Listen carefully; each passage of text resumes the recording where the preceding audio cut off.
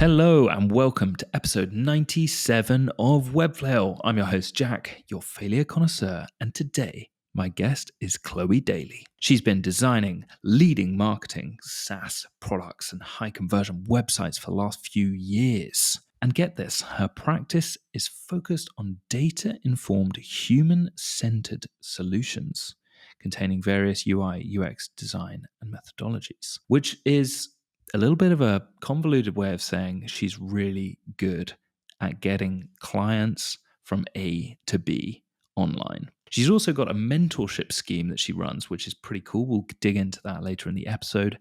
And she really cares about helping the next generation of young UI, UX designers. She's recently joined Twitter and she messaged me being like, hey, I've got some cool things to say. No, she didn't actually say that, but she messaged me and I was like, yes, you're going to be a perfect guest to get on. So, has it been easy though? Of course not. The failures that we'll talk about today are working out whether a project is actually for you, working out whether the client is right for you, learning business skills, and getting contracts signed with friends. A hot topic there. So, Chloe, welcome to the Webflow podcast. Hi. I'm super psyched to have you on. And I know that this is one of your first podcasts. So, yes. Hey, I'm honored that you are one of my first guests. Yeah, I've done quite a few talks now, in person and then some online as well. We have never done a podcast, so super excited. Hey, hopefully this is easier than getting on a stage, but we'll see. Now, question, before we get into all of the stuff I've just said in the intro, what I want to know is, what is your relationship with failure? My relationship is that it's like a good thing. I mean, at the time, it might not feel like a good thing, but it definitely makes you learn a lot faster. And like, as long as you learn from the failures, then I take it as a positive. Yeah, definitely. I think a lot of the people that I have on the podcast say a very similar thing in the sense that they kind of like embrace failure. Like they know it's going to happen. Not that you're looking to fail just like off the bat, but they're like, hey, this might go wrong. This might go right. But I think that's the nature of entrepreneurship, isn't it? So, yeah, c'est la vie. Definitely. I think it's like... Sorry, you go. It's fine. I was just going to say, it's like, that self, like looking in and making sure you evaluate yourself. Like, what have I not done this month, right? Or, the past few months. And if you don't do that, then maybe you won't always be aware of them as well. Ooh, that's interesting. Are you pretty hard on yourself, would you say? Yeah, probably a little bit. Yeah, my mum definitely says I am.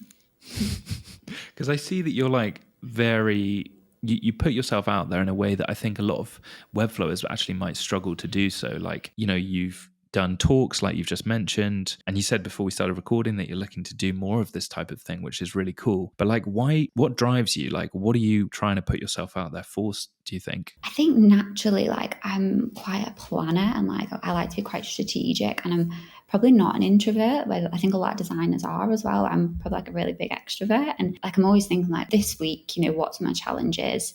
I have a 6-month plan, I have a year plan, I have a 5-year plan, and I review myself each month and sit down and be like, what do I need to do? Am I ticking the boxes? Am I not? And it's all ran in Notion, and like, that's like I've like run my life in Notion. But yeah, I think it's just that continuous improvement. Like I don't know why. I think I'm probably just a bit scared. So that's why I plan so much, I suppose. What are you scared of?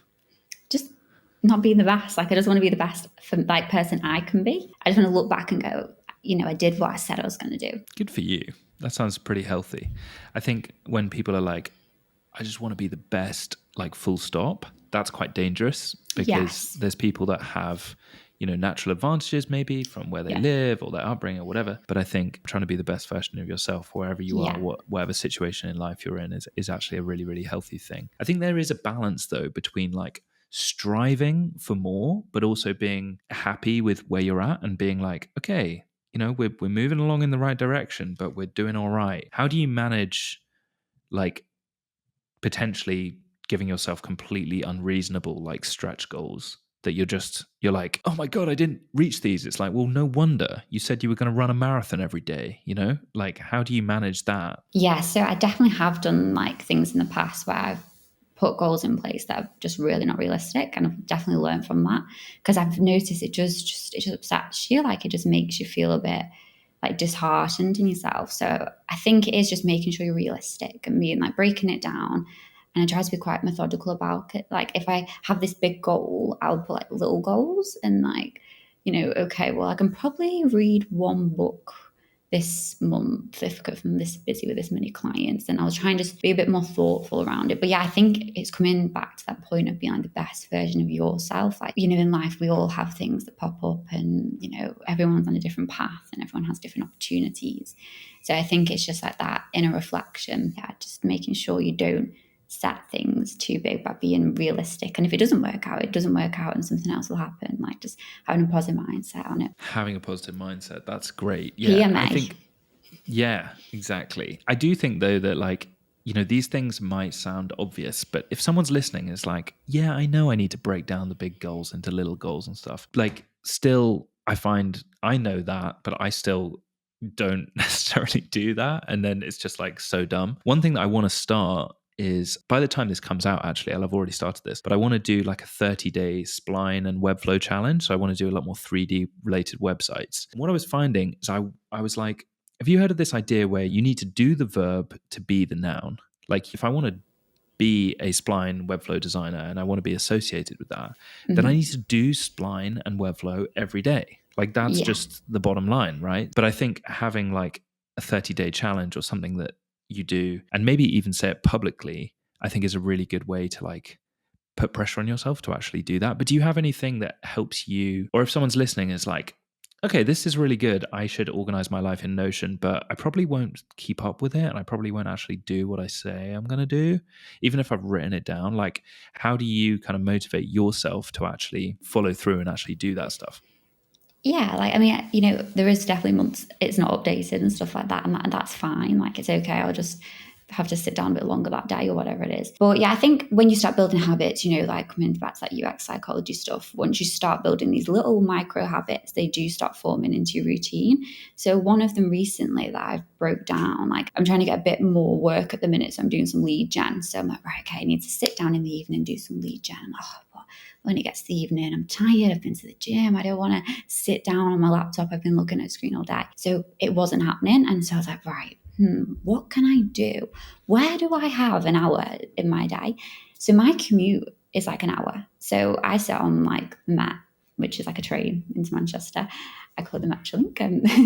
And you sit on that and it's an hour long and I will just go on Upwork. I have like a free, like all my cover letters already wrote out. So I just copy and paste them over and like, have like a master template and then manipulate it depending. And now dedicate, like, even if it's just one of the days a week to do that. So it was just kind of breaking it down, looking at my life and how I can even just do an hour of it or half an hour or just one little thing, like waking up with your coffee. You've got 20 minutes to sit down, maybe just like have the book next to you and read a page. I think just making it feel less overwhelming and putting a habit into your routine is the best way I've ever seen things like come about. And again, I might have something that pops up in my life and it's really difficult, I've had a tough week, whatever.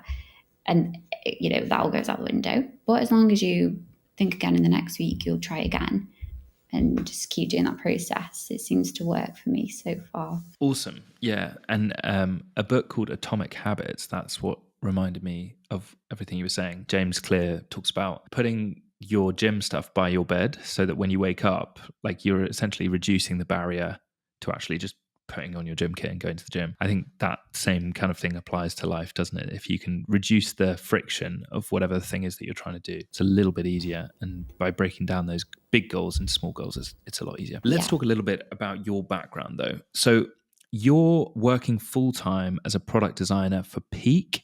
Yeah. But you're also doing your own freelance work like around that. So tell me about that. How's that going? And what advice would you give anyone that's kind of trying to moonlight like you? Yeah, so I work for Peak, which, in terms of like the opportunity I got there was great. Like the company, they are like an artificial intelligence company that develop like custom apps to, like really big clients like B&M, ASOS, PepsiCo, PLT, Nike, Foot Asylum. So they are really custom with their applications. And for me, when I was a UX designer, because product and UX are very different things, like there is a differentiation. I think a lot of people always query that. But product is more, seeing the overarching goals in terms of like the the full product end to end and implementing the business goals in, where UX is more like the practice in terms of like methods. So yeah, working for Peak has allowed me to kind of work on loads of different various SaaS, software as a service applications, and yeah, just kind of like grow and like get all these different types of skills where I wouldn't have been working on like such like, innovative tech. It was hard to probably get a bit more on my freelance, and I enjoy being part of like a mission. So yeah, I've been working there for probably about 4 months now. Yeah, and even just like working on like general UX UI tasks. We have tasks like at the minute I'm thinking about how do I implement design thinking into an organization? Like what, like such a cool project to work on. Like how do we think about generative AI and what are the design patterns in generative AI? How do we incorporate explainability into our AI products and build trust through that? So for me, it was my dream like to work on AI, something I'm really interested in, and do like my natural, product UX, UI skills. Wow. Okay. So you've got that during the day. And then what I imagine is that you come home and a client is like, I've just sent you a Word doc of the design I'm looking for. And I mean, how do you kind of manage that shift? And how do you stay motivated to, be on your computer after you've kind of juiced it with your job? Yeah. So like the job is very demanding. Like it is very, conceptual and a lot of like high priority tasks and stuff. So I don't ever want to like burn myself out. Like I've definitely done that in the past because I am trying to be proactive as possible, but there is finding that balance in terms of like the freelance stuff. So I will just work with people that can help me close the projects and things like that as well. I was freelancing like way back in uni, and it's just always continued. And the longer that you do more good work, you naturally get more clients and build a client base anyway. So to balance it, I'll always do kind of day on the weekend. And then, like I said, it's like I'll hire people, like really good people to work with, and we'll work together on the projects. So yeah, it is hard. And like I definitely sometimes get way too tired to do the things, but it's making sure like I'll only have one project set period, or I'll then go, right, okay, this month I'm going to just focus on one thing. Yeah, that makes sense. If you don't mind me asking, are you doing the project management? So you're doing like the sales call, then you're doing the onboarding. You're also finding freelance support. Then you're involved in the project, but you've also got people to help you with maybe tasks that you're not as comfortable with. Like Yeah. how? Just break that down for me. Then is that kind of how it's working currently? Yeah. So I think recently I've been a lot better at doing the lead gen stuff, because, like I said, I've probably just got, a good relationship with word of mouth, and it was all kind of like that. And then when my freelance dropped a little bit, because a lot of people then, start hiring in house, the bigger the company gets as well. So I was like, right, okay, I need to actually understand like how to get clients. Like, how do you get clients? And I've worked at a lot of agencies prior to working at Peak. I worked at Higher Ground, which is like UX and CRO, and then product design agency, which focused on SaaS stuff, like which Peak is. So I was able to kind of utilize and understand all them business processes from like, the product management. I use Trello, I won't use something like Jira that's quite complex, because my projects are most like landing pages in Webflow, or specializing on SaaS support. Things like logo brand assets, I will always kind of outsource. I'm like, can someone help me with this? Because I think, I love doing that, but you can't do everything, can you? So I'll probably just stick to like the SaaS stuff that I like and specialize in the most. I feel sometimes when I outsource it, I don't always, it seems to be a bigger task to outsource that, where I'd rather focus like who's a specialist and give them the task. Yeah, definitely. I think a lot of the time there's a bit of a tension between like finding someone first time, like when you first outsource, it's kind of scary.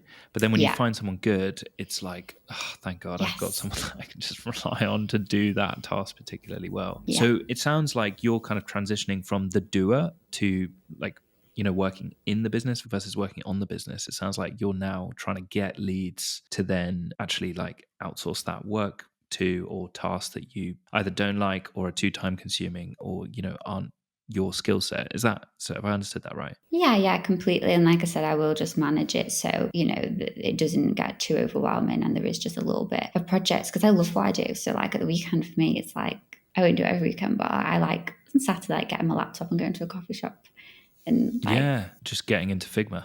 Yes. Nice. Yeah. I mean, it sounds kind of weird saying that because I feel like I'm the same. My ex-girlfriend didn't feel the same about me doing that. So it is a bit like, you do sound like a workaholic. That's probably why she's my ex. But I do think it's just like, it's fun. So whatever Yeah, floats your it's boat. fun.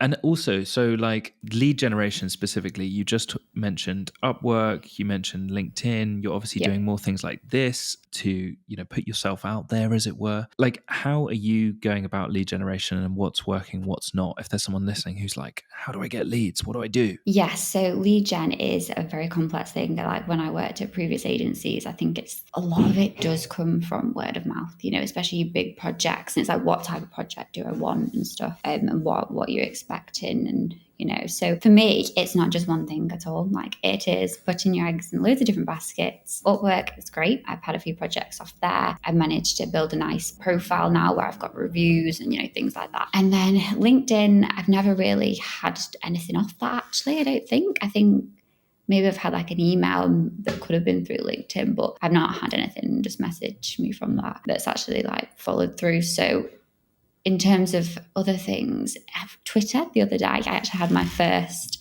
proposal sent out, which was really exciting because I've only just set up Twitter the past month and actually started posting on there a bit more. So that was nice and that felt really positive. And then when I went to an event, I got a really good client off there who I continue to work with. A lot of the work I do is like long-term SaaS project stuff or like a lot of design assets for like a monthly. Like I prefer to work on long-term projects instead of week ones just because of the nature of my time schedule. But yeah, it's just being creative. It's not just getting your website put out there and doing a bit of blog and SEO. Like that isn't going to work. You're going to need to go, right, am I doing outreach? What am I inbound like? You need to actually learn how to do sales. Like these people like have full-time jobs. Like my partner, he works in sales, so it's actually really good. So I'm like, how do I do this? How do I do that? He's like, right, you need XYZ. You need to have outbound like list. This is what you need to say to them, all this kind of stuff, and then you need to focus on that. So there's just a lot. Like I think there's just a lot to do. And it's how you manage that. Yeah, it does sound though. I have heard a lot of people say that they start on Upwork, and that's where, because naturally there's a load of people that are literally looking for you, like, or, Yes. people with your skill sets. And so it sounds like there's a little bit of an art to like actually getting a profile with reviews. I've heard a lot of people say that they don't charge very much to actually get the jobs, and then they do a really, really good job on that job and then get a really good review, and then they kind of build up a profile from there. But do you have any tips for anyone that's like, ooh, interesting, I should try Upwork if I'm struggling to get work from LinkedIn and Twitter and other places that generally are Yeah. quite well known? Yeah, because I think all that other stuff can be time consuming. So if you were to focus on one, that would work 100%. And in terms of like tips, I would definitely say like maybe charge a little lower rate at first, and then you can introduce yourself, get the project, and then look at putting the rate higher. I think for me as well, it was kind of going through their reviews or even through on some projects. You can see that they've put the link in of their website. So what I do, I go and find the person who owns that company. Like I'll go on LinkedIn and I'll hunt them down and I'll send them a nice inbound message, just like I sent you. I'll send them a nice message saying, hey, look, I'm doing this for Excel. Here's my website. Here's my portfolio. Let's jump on a call. And personalizing it if you can, because a lot of people on Upwork will actually leave like their link to the website that they might need upgrading or whatever project it could be. That's definitely helped me be a bit more indirect. Like recently I've started actually paying for Upwork as well, where I didn't previously, and people start then inbound, like, reach out to you, and then you're more likely to close that deal. Interesting. I didn't realize that paying for Upwork actually improved your. I mean, that would make sense because I guess that's the incentive for paying. But yeah, okay, so they can inbound message you if you pay for an account. Yeah, Okay, and you've good to know. actually, you can set up little projects they can buy for you, like an e-com store thing. Like you can go, oh, I've got this green t-shirt, and they can come buy it for you. But obviously yours would not be a green t-shirt. It'd be like, oh, here's a website or a brand package. I'll buy that from you.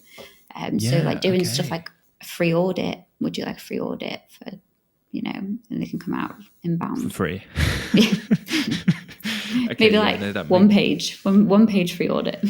Yeah, actually, at Maku Studio, working with this guy called Arnau, we started doing free audits. And what's worked really well is if you get into like an unlocker. So Mm. imagine like there's one person that basically has a whole load of people that are entrepreneurs who need websites. And if you can get into their WhatsApp, for example, and put that like free audit link in there with a personal recommendation from someone, then we found that the free audit's really helpful. But just having the free audit on the website has surprisingly little traction. Like people just go on the website, they might click on the link, but then won't actually fill out the audit form, which has been quite disappointing. But maybe it would work a lot better on Upwork, where people are naturally already looking for that thing. May well try that out. Okay, we're going to dive into the failures now, Chloe. Are you ready? Mm-hmm. Yeah. Let's go.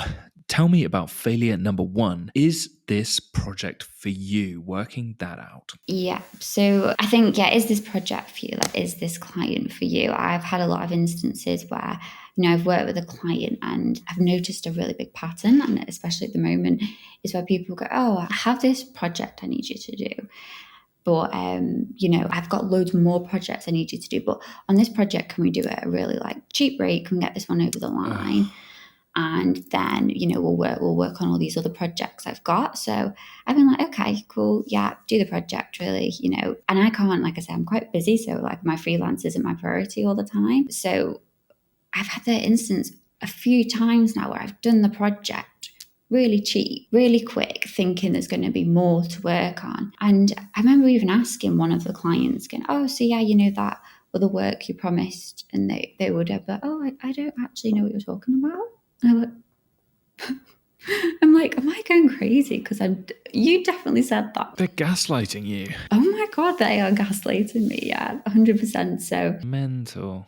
I think that was something I have definitely taken into consideration now when I'm doing things initially a little cheaper. I will get like contracts signed to make sure that, I just probably won't do it cheaper. I'm just still trying to figure out how I avoid this because it's coming up quite often. Yeah, I think these like, let's try this out and then we'll see how we do type people. I don't like working with them, but because it's naturally, oh yeah, that future work doesn't happen. Yeah. And it's like, well, why don't we just work on the present moment thing? And like, if we both are a good fit to work together on the present moment thing, let's do that at whatever price point we agree. But like, if future work comes, great. And if not, like, we're not changing the current price point for maybe not work down the line. Exactly. With like subscription service and things like that, or the business models, you don't go up to them and you go, oh, I can actually try all this first for the first few months. And I think what it does is like when you're trying to build a pipeline, you're then thinking, right, okay, I won't lead gen too much in the next few weeks or whatever, because they've got all this work that this person's promising me. So then you think, oh, right, okay. And then obviously they don't promise you. And then you're left there going, well, I've not done any lead gen now as well. So yeah, so lovely working with you.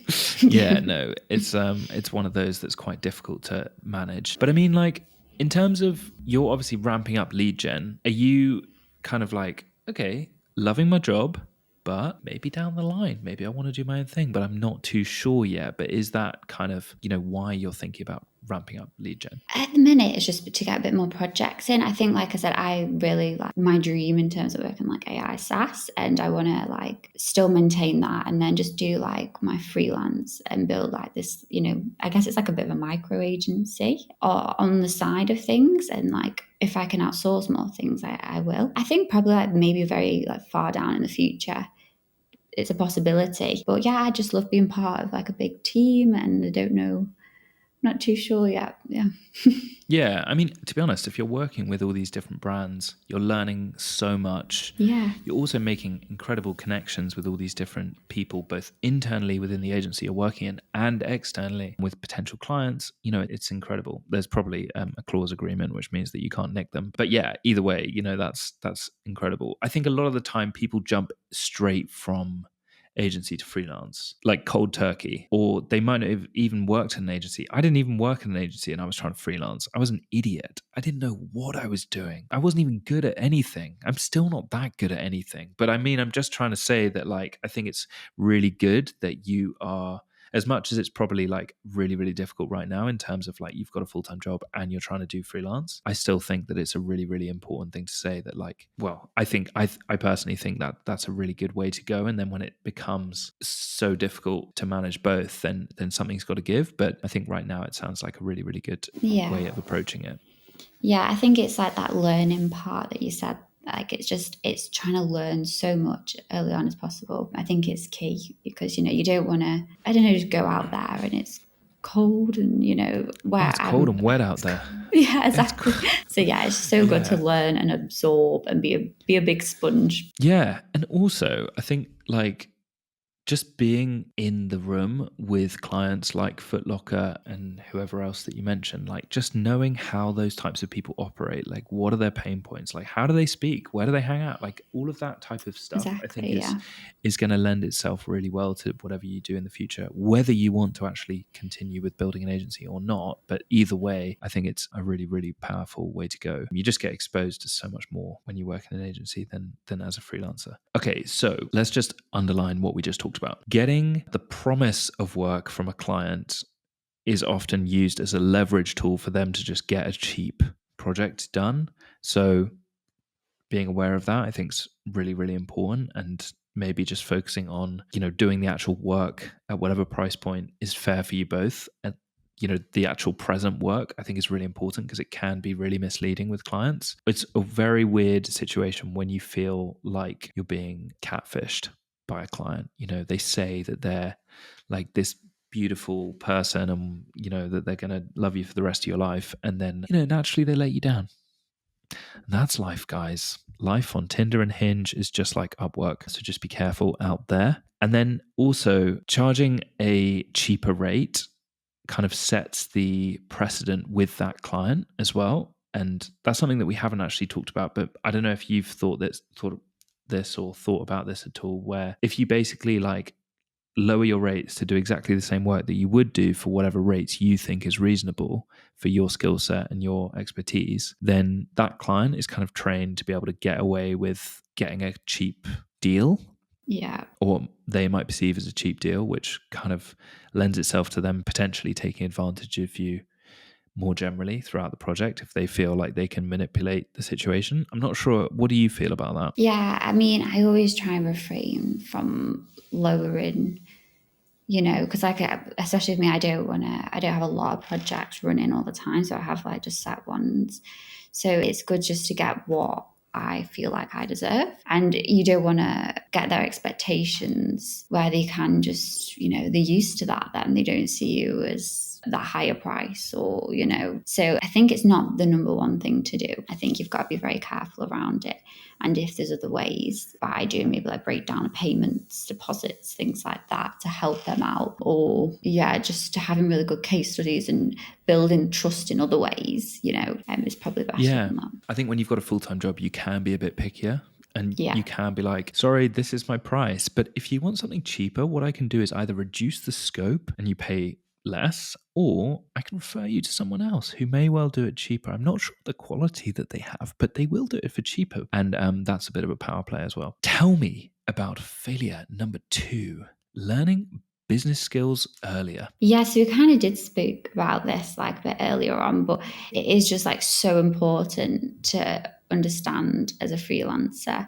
It's your accountant, your salesperson, you're a project manager, you're all these different types of people. And what does that entail? You might think, accountancy, right? Okay, well, I've got a spreadsheet that manages my money. It's like, no, like you need to figure out like taxes, you need to figure out all these different things. And like with the sales thing that I was talking about, there's all these different strategies. Like just go and speak to a salesperson and ask them like what they would do. Or like I've been reading this sales book, which is called How to Sell to Clients. And honestly, highly recommend. It has changed my whole like thought process on lead generation and how to get clients. And it's such a nice, easy read as well. So that gives you a structure of like, what to say. And that's all around professional services as well, like how to sell professional services. It's not like you're selling a product on an e-com store and you're doing pay-per-click, you're selling something that requires a lot of trust and all these different elements. So that book like fully breaks it down. So yeah, there's that sales side, but it's thinking of all these different skills. And especially for me now where I'm outsourcing a lot of the stuff, is then hiring the right people, managing the people. Where do you keep them? How do you make sure that they don't feel like you're not communicating with them enough? Because I've definitely done that when I've been very busy. And yeah, I've hired people quickly for a project. And this designer once, they started designing everything. They didn't even use grids. So you can imagine that took me a lot of time then to have to go back in. And when it comes to like UI design, you have to be very like pixel perfect with things. And I think I am a bit of a perfectionist. So it's just making sure you check then the right work and things like that. So it's operating in this mindset that you're 100 different people. Yeah. And I wish I did it earlier. So let's say someone is going kind of transitioning from someone that's just doing the work to like trying to manage the work a little bit more. Obviously, managing the work is like, oh my God, there's like getting leads. There's like communication style with clients. There's like communication style with your team. There's like all these different things that you need to prioritize, which means that nothing is truly prioritized. Like if you're trying to prioritize 10 things, well, then that's literally the definition of prioritization is kind of out the window. So what do you think is the number one priority if someone is trying to go from doing the work to managing the work more? Systems and processes. Like if you don't have that, then you are not going to grow. You're not going to manage anything. Everything is just going to be a mess. So I think just setting up them systems and processes in place initially, like I've mentioned, I use Notion for my personal and professional life and things like, Trello to do like, project management, keeping it simple, not overwhelming, setting up everything initially, like contract documents, templates, even Figma, design templates, UI templates, having all that base set up. And then you can start thinking, right, okay, if I did get a lead in now, I've got a bit of a talent pool. I've got a few people I know I can reach out to. I've got like a nice template and my setup is here. So I think just working on that initially, and then prioritizing what's for you at that time, if it's getting the work or if it's managing the work and doing the work. Yeah. Okay. So having some kind of, I guess, tool to manage internally, like your team, and make sure that they all know what they're doing, but then also like communicating with clients, like how are you going to manage like where are all the assets going and like how are you actually going to yeah, exactly. Is it Google Drive? Is it this? Whatever you need to use, you need to think. Just do a bit of like a test run of like a full massive capacity project that you could think of, and think of all the ways that you need to manage that. Yeah. Okay. Awesome. I guess that kind of comes after the wheels have fallen off with one project to a certain extent, though. Like you only understand how bad your systems and processes are when the systems and processes break, and then you incrementally improve them after each project. Is that how you'd kind of go about that? Yeah, definitely. I think it's trial and error, and like life is a big trial and error, learning from your failures. So Life is one big faceplant after another, I find. Yes. But it's great to hear that you're just like, you know what? Like coming back to what we said at the start of this whole thing, this whole podcast, breaking things down. Yes, like trying to build an agency. Okay, that's one humongous task. There's all sorts of different parts from managing clients to managing a team or hiring and onboarding. yeah. It's like one big, hairy, scary problem. But if you use something like Notion or whatever, software that you prefer to actually just have a home base and be like, okay, if everything's going to shit, what are we referring to understand? Yeah. The single source of truth, like that's why I always come back to, because I think with processes and management, they're all well and good, but if you've got that many everywhere and you start doing more processes than actual the doing, that starts becoming a big problem as well. I've seen a lot of people do that previously, where maybe they're just reading all the books, but they're not doing any of what the books are telling them to do or anything like that. So it's finding balance as well. Yeah, okay, that makes a ton of sense. And on the topic of hiring, you said that one of the biggest pain points you've had so far is actually hiring the right people to do the right work. That seems to be every single agency owner I've spoken to is literally the same. They're just like, I'm trying to find a kick-ass team who want to be with me long term. And how do you do that? Yeah, I think it is the most difficult thing. What I've kind of came to now is just doing like a bit of like a template brief, just running it back them, actually going into their Figma files and seeing how they're setting things up. You know, are they using auto layout? Are they doing the same processes that I would follow? Obviously, everyone works a little differently, but using grids and things like color systems, style guides. I mean, that they're core principles that need to work to be an efficient designer, aren't they? So I think just actually going into their work and seeing it set up in Figma rather than just looking at it through the website in a bit of a window, because you don't know as well in this day and age. I think everything's online. Is it even their work? Like, have they actually done that work? I've actually seen my work on Dribble, and someone else, that's someone else saying it's their work, but it was my work. So you have to be so careful with everything being online. That is it. They are who they say they are. Have they done what they say they do? What did you do when you saw your own work I under was someone quite else's name? flattered. I mean, I was like, oh, well, that's quite nice. I was like, that's quite nice to see. And then I was a bit annoyed and I was like, who is this person? And I went on to their Dribble profile and they have like thousands of followers, like pro dribbler. I was like, oh my goodness. Like, I could not believe someone has taken someone else's work. Like, I work for loads of agencies and I've done like some really big projects. I would still not put that on my, like, if I, like on my agency website and say it's mine, even though I have done the work, but it's through a different company. So never mind. You've never even met this person, you don't know who it is. And then you're taking the work and saying it's your own. It is mind blowing. Yeah, that's a bummer. I guess it's quite hard to like deal with though, I guess just messaging them directly and then trying to sort it out one to one. Okay, tell me about failure number 3, getting contracts signed even with friends.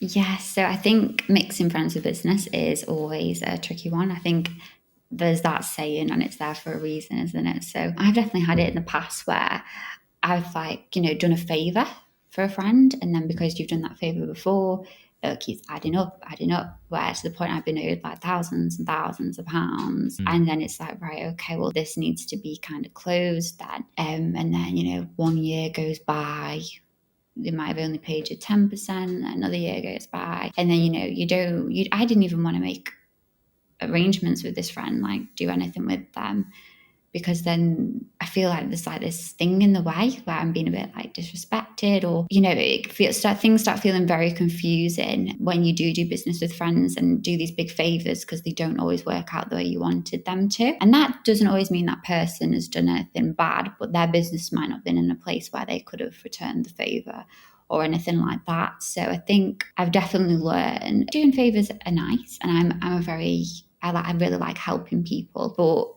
you need to draw the line somewhere, because it can start ruining things. It can start ruining friendships, and then just have a bit of a negative effect. And I really don't like negativity. Yeah, it sounds like you don't want to disappoint your friend. Yeah.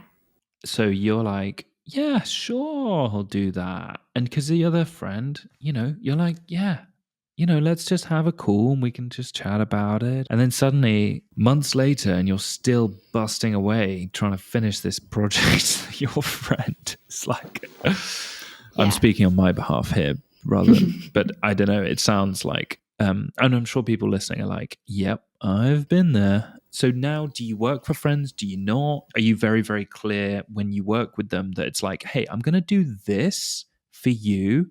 We're going to work for 2 weeks, a month, whatever it is. And here's what's going to happen at the end of that. And I need you to turn up to calls each week. And if you don't turn up, I'm going to sack you off. And sorry. Is like how are you kind of managing it now?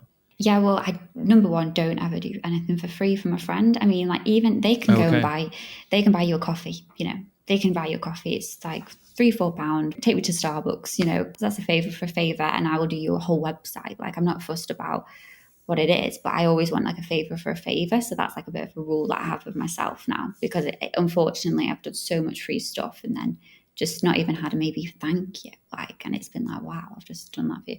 So that's definitely number one. And then say, for example, if they're like, no, okay, yeah, I'm going to pay you, I'm willing to pay, but can I pay you down the line? Yeah. So I've had that before where you do just do the work and you think, well, they paid me before, but then it's came to points where they're, oh yeah, well, actually, can I pay you next month? Or can I pay you next month after? And you don't, you've already sent them the work across. It's like, well, what do you do? So in terms of that now, if it's a set, like, fixed price, I'll always just 50% upfront. So at least I've had something. And I always say 50% upfront now, even if it's small little piece of work, because I do outsource most of my work. So it's not even me. Then I'm literally completely out of pocket then, which is annoying. And then, yeah, the bigger projects that are like going for a long time, payments up front, like, just things like that, because it's sad, like, you don't want to lose friends, but unfortunately it does get very sticky. I mean, you don't want to lose friends, but are they your friends if they're just not? It's Yeah. like, I don't know, this whole like, come on, mate, like, just do this. And you're just like, wait, I don't like being pushed around like this. Like, don't Yeah. emotionally, like gaslight me. That's not on. So yeah, I've Very had it true. where friends are like, that I'll do like a skills transfer. So like, for example, I'm actually working with a friend who's a swimming instructor. Well, you can see I've broken my arm, so I'm not actually working with her right now, but she was teaching me to swim because I was drowning like a dog in water. When you see those like fat pugs that are like just not meant to be in water, I was like that. And I was trying to train for this triathlon. And she was like, well, I need a website. You need help because you're going to drown. Let's do a skill swap. And that felt great because it was Yeah. like, it felt really wholesome actually, because I was learning to swim. Like, I went to swimming classes and, I was doing that. And then we also had like quite a professional relationship, or we have quite a professional relationship in terms of like, I turn up to her swimming classes, at this time, this time, this time. She turns up to the calls this time, this time. Like, it's kind of like we're on the same, I was going to say the same wavelength, to use a swimming pun, but it just, that worked. But I feel like this whole like, oh, come on, mate, like, is quite problematic. Interestingly, though, I had a call with Benton Woodring, who's quite, he's quite well known in the Twitter sphere. He's a really good designer. He runs this thing called Noon Studio and works for a studio called Bunsen Studio, whatever. He's really, really good at what he does. And he interestingly said that he works for free when he is approaching other people to be like, hey, I want to work for you for free because I really like what you're doing and I want to help. But he's approaching them to work for free, which is quite a different dynamic because he's trying to get more work, like the stuff that he's doing for free, if that makes sense. Like, he wants to get more paid work like from Yeah, people that further are in down the their line. sphere. Yeah, and And that that's quite a definitely difference. works. Yeah. Yeah, I think that's where I think working for free is actually insanely powerful, because you're taking the onus to be like, approach them and be like, hey, I want to do this for you, but it's not like a mate being like, oh, mate, come on, can you do this for free? And just approaching you. So maybe that's a bit of Yeah. a different dynamic. Because I recently joined Twitter as well, and this has just sprung to mind. And I don't always like to do things for free, but I also like love helping people out. So I seen this lady; she was looking for like support on UX for like a mental health SaaS project, and I was like, oh wow, like, I just do it for free. I was like, I messaged her like, do you need any help? Because I'll do that for free. Like, I think like, sometimes there is them particular cases, like even if it's looking for work further down the line, or in my case that I just generally like had a strong passion for that, I think it's okay. But it's just as long as you're not ever being taken advantage of, I think, and just like, stressing yourself out. Yeah, that makes a ton of sense. I think this whole like working for free conversation is quite nuanced, isn't it? Because, Yeah. there's strategic things that you might just do to help your own career move forward. There's things that you might do for friends that, you care deeply about, but that can be problematic, as we've talked about. And maybe it depends who approaches who and like what tone. Like, if you know that this friend is just gonna be useless, then Yeah. it does make it a little bit more awkward. But yeah, like you say, there's skills exchanges, there's all sorts of different things that you can do to make it work, even if it's not a financial exchange. So, important points there. Okay, awesome. We have gone through so much powerful stuff during this episode, and I'm super excited to see how your career develops. But I have one final question that's probably going to be the hardest one I'll ask you this whole podcast. Are you ready? Yep. You don't sound ready at all there. Yep.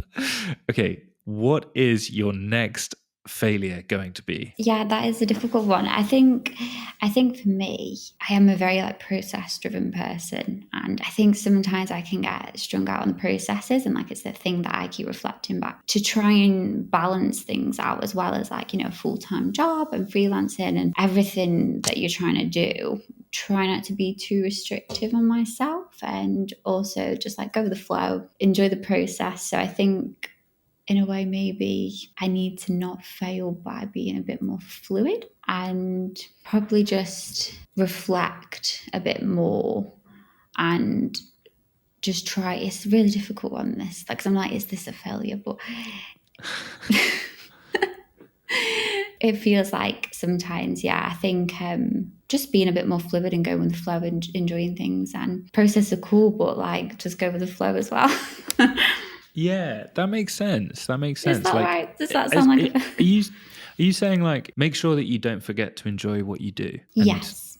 and be a little bit more like, okay, like let's have fun as much Let's as have let's fun, follow a yeah. process. Yeah. Yes, exactly. Yeah, that makes sense. I think sometimes it can be kind of robotic, the whole like practice of freelancing, Yeah. and it can feel just like just a gigantic to-do list. And it's like, wait, is this what I want to do?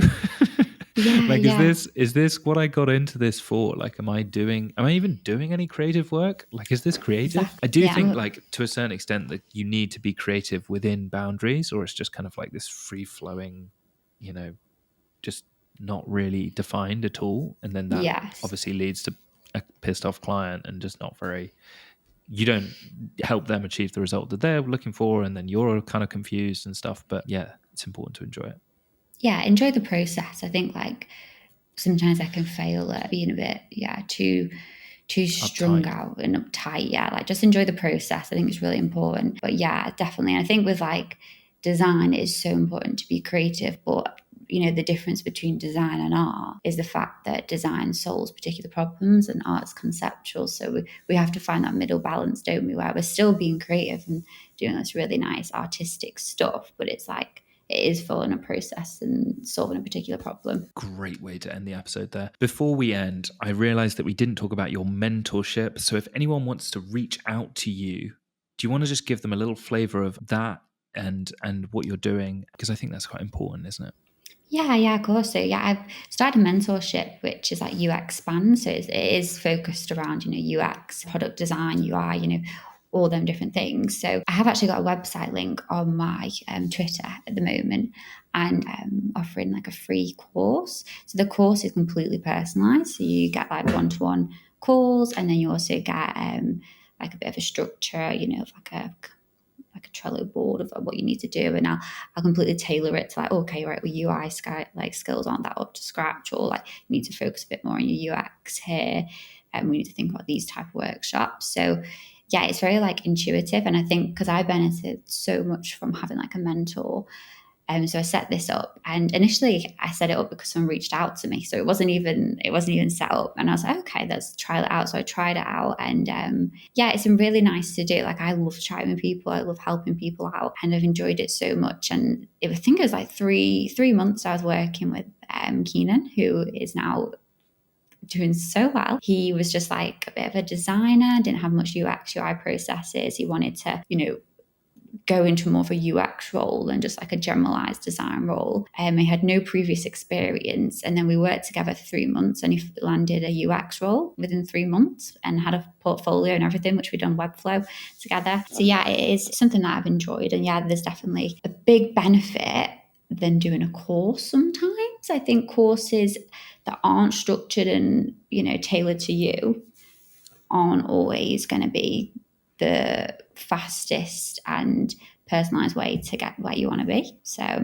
yeah, I'd always recommend like getting a mentor, even if it isn't me. I mean, just get someone to have a chat to. I mean, it sounds like a pretty good offer though. So I'm sure you'll be getting DM'd by people to take you up on that offer. So that's really exciting. Awesome. Is there any final words that you want to say before we wrap up this episode? No, not at all. Just like, thank you so much for having me on. Yeah, my first podcast. So it's been really, really fun just to speak about everything. And yeah, it's been really, really good. And yeah, I think we've had some really good conversations. We've had some amazing conversations. No, you dropped some nuggets. It's been great. And yeah, I'm excited to see where all your career stuff goes. But thanks so much, Chloe, for sharing as vulnerably as you have. You've been a great guest. Thank you.